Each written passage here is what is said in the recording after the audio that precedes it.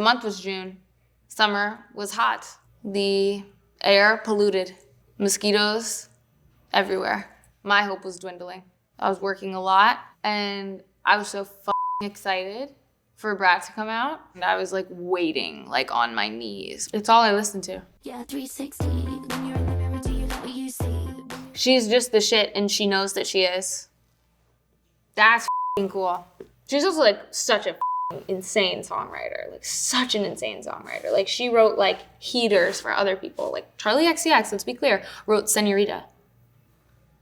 Yeah. What's up, my name is Reneé Rapp, and these are some of my favorite moments in pop music from the last 30 years. We're in 1994 with the Cranberries' Linger. The Cranberries was like a group that I had listened to passively until very recently, and they had like kind of like a moment on the internet, which like typically is so annoying, but I actually was like, oh, this just put me back on. I like love the tone in all of their songs. I think like vocally she's so like specific.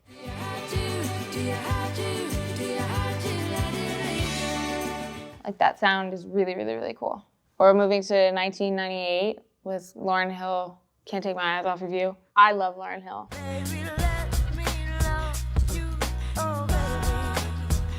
There are a lot of people who can sing. Like I think pretty much everybody can sing at the end of the day. However, there's like such a specific gift in somebody like Lauryn Hill. It's like there's like a level of like emotion that you can't really explain or quantify. Like it is just, she's just for me like one of those voices that is so technical, but not out of like training, just out of like raw like soul. I love her. She's so cute too. She's just such a cute little thing. I wasn't alive in the 90s, but like all of the music now is like so reminiscent, or at least like in my brain, like pulls from so much like 90s hip hop. And I think just in general, Black artists have been so influential. They've essentially just kind of like created what's cool, which is typically how it goes, but like really, really heavily in music. We're moving to 1999, which was Destiny's Child, Say My Name. If you want to like talk about like influential musicians over the course of the last like 30 years, you can't argue. Like I think to me, I do believe that everyone has an opinion, and like, you know, your opinion is your own, and like your opinion is not fact. However, when it comes to Destiny's Child or when it comes to Beyonce, you are capable of being wrong if you say the wrong thing. And there's one correct answer, and it's that it's amazing. And if you say that it's not, you have no taste and are a hater and should look inward, because that's ridiculous. I get on Twitter every now and again, well, actually not anymore, but I used to, and I would always see this like conversation around like Beyonce being like overrated or whatever, and I was like, wow, people are really just bored. I digress. Destiny's Child shaped my whole childhood. My mom would always sing Bootylicious to me when I would feel badly about myself, because I like got to, you know, grow up and I was like, you know, had like boobs pretty quickly and like, you know, had a little ass and a small waist. What can I say? It's so hard to exist like that and be me. But my mom would always make me sing Bootylicious to myself whenever I would get like a little insecure about it. And that's the closest I ever got to religion. She would sing it with me. She would like start me and I'd be like crying, and she'd be like, come on, you can do it. Cause my body's too. And I'd be like, doing like the riff poorly, but. We're moving to 2002, Work It by Missy Elliott. Missy Elliott is just like goated. She's just goated. Like basically like everything she did and does became cool. If you got a big, let me search it to find out how hard I gotta work. Yeah. There's this like little like grit in her voice that's so inherently sexy without even trying to be sexy. It's just like so in your face. And like if you listen to like anything like Missy Elliott in like your like headphones where, you know, the like AirPods or whatever have like the noise canceling, it's similar to meditation. I listen to a sound bowl every now and again, but nothing's gonna do it the same way that Missy Elliott does. So I don't really think it's for meditative purposes, but it does make me feel good as about myself. We're now in 2007 with Untouched by the Veronicas. I have like damn near played the song out over the course of the last couple months. I was 7 when this came out, so I don't really remember like actively listening to music at that time. I digress. I was a child, but I cannot tell you how many times I've listened to Untouched. Like, it'll probably be my most like streamed song of the year.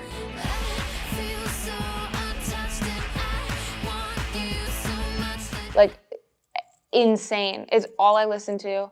It's all I want to run to on the treadmill. It's also like in a very specific part of my voice when I'm like running on the treadmill and singing, which I do genuinely love to do because it's so good for my mental health, but also it's very good for my lungs, I guess. And it's like a hard song to sing on the treadmill.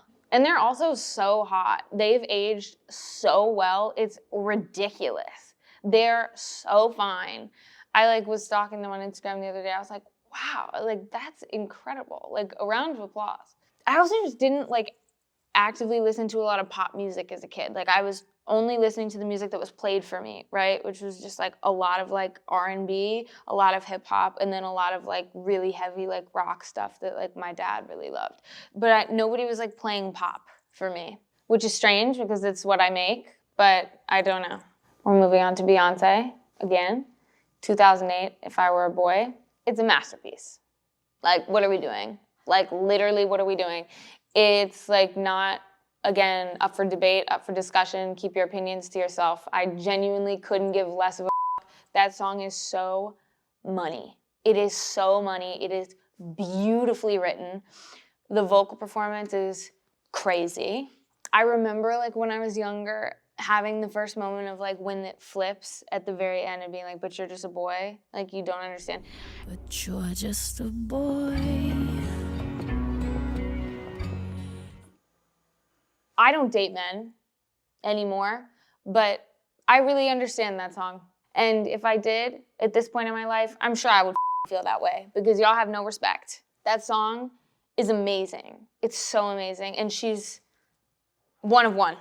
She's one of one. I'm like, there's like nothing else to say. Anything else to say would be redundant. She's one of one. She's everything. And that song is brilliant. The only thing that my mom would listen to or play for me when I was a kid was Beyonce. And I didn't really take vocal lessons or things like that. But what I did do, which I do feel like is a vocal lesson in and of itself, was just like obsessively listen to every single song in her discography. And I would just like listen and try so hard to mimic the way that she says, and pronounces her B's when she sings. It's like a very specific, I don't even know how to explain it, but I like sometimes inherently do it now. But yeah, I like always tell people that like I learned to sing by listening to Beyonce. We're moving to 2010, Backstabber by Kesha. This song has influenced songs of mine that I've written. There's a song on my first album called Poison Poison that is so influenced by Backstabber. I would like to say that if not done wrong, I'm quite graceful. And if done wrong, I'm not. And I thought it was so cool that Backstabber was a song that was basically just like a girl being like, this other bitch has done me so wrong. And I'm not gonna sit over here and be like, oh, but like, it's okay. Like, you know, we're girls, we need to play nice. And like, I shouldn't be too aggressive because like the men are supposed to be aggressive. Honestly, I think it's kind of funny that you waste your breath talking about me. I don't feel that way. And I've never felt that way. And I don't plan on feeling that way. So I loved Backstabber. 2011, Frank Ocean, Novacane. Frank Ocean is my favorite writer. Novacane, baby, baby. Novacane, baby, I want you. You know, I'm like a massive fan of so many people, but I didn't really understand like true like fan culture until I saw him at Coachella. And I think I cried for the like entirety of the set. That's another one where I'm like, I don't care about your opinion if your opinion is wrong. I don't care. I love that man. I will defend that man until my dying breath. You want to talk about an influential artist? He's one of the most influential artists of like my generation. I find it really intriguing that he's kind of a recluse and is like mysterious and is so careful and thoughtful because I think there's so much pressure, at least I feel, to like constantly be producing things and constantly putting things out and constantly like literally putting like your tits out on the internet, which by the way, I love to do that, but I mean that more of a metaphor. I don't know if he like feels that pressure or not. However, I do think it's really cool that he seemingly stays to himself. In 2016, Godspeed came out, because Godspeed was on Blonde, which is my like goated album of all time. I like have a blonde tattoo. Like I'm like that deep in the lore. I have the duration of the album on my arm. And Godspeed is just like so beautiful and so heartbreaking. I will always love you how I do. And all of the like sonics in that song and in that album period are just like second to none. They're so emotional. I used to be pretty specific about my tattoos, and then I just started kind of being like, okay. Things started to go rogue when I got a $sign on my wedding finger, so that no matter who I married, I'd be married to the game. Once I like started referring to myself as a lesbian, I got like a scissoring tattoo. Yeah, so we've kind of lost the plot a little. Like this is a little person like flipping somebody off. So now I just don't really care. I just get whatever I think is cute. 2017, Control came out. This is the album. Drew Barrymore is still my favorite SZA song. I have like a very specific memory of driving home in North Carolina in the like pouring rain, listening to Control. And I had just gotten out of a relationship with such a shitty person. And so I was really, really down bad. And I remember driving home and I was listening to Drew Barrymore and it was like pouring rain. And I was like, wow. Do you really love me? I just wanna let me down. I love this song and I love this album so much. And it was like, wasn't even really anything specifically that I was thinking other than just like, this is such a down bad time in my life and this album is so important to me right now. And so now it's like one of my like goated favorite albums. We're now in 2022.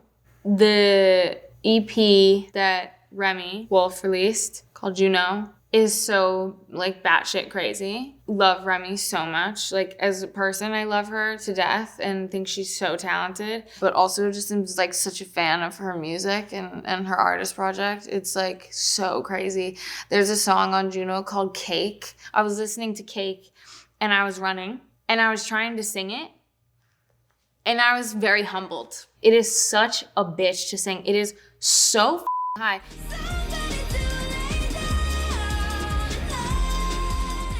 She's another one of those writers that's just fucking different. So different. She's so smart and like so sure of herself. Oh, she's good. She's good. Her new album is amazing too. 2024, Mk.gee's album. I've been so obsessed with it. I've been so obsessed with it. Like, I love it so much. I think Candy is one of the best songs in the last couple of years. It's so good, and he's so talented, and he's such an incredible singer. Also, nasty guitar player.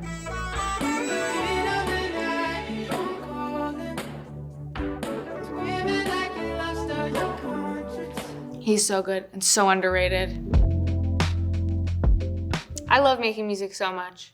I'm also just so obsessive and like so hard on myself. So I love it, and it also drives me crazy. Like making this album, I love it so much and I'm like so excited, but like it is all I can think about and it consumes every second and waking moment of my life and every conscious and subconscious thought that I have. I guess that's just kind of what like making an album is, like being in the thick of it. I'm like so addicted to it. It genuinely feels like an addiction. Like I feel like so addicted to it. Like I'm about to leave and like go and work. Thank you. Thank you. Thanks, dude. I auditioned for like every reality singing show that you could possibly think of. And every single time they were like, nah. And I was like, my hamster had just died before I auditioned for America's Got Talent. So I was mourning, but it's okay. I'm pretty sure I sang my off nonetheless.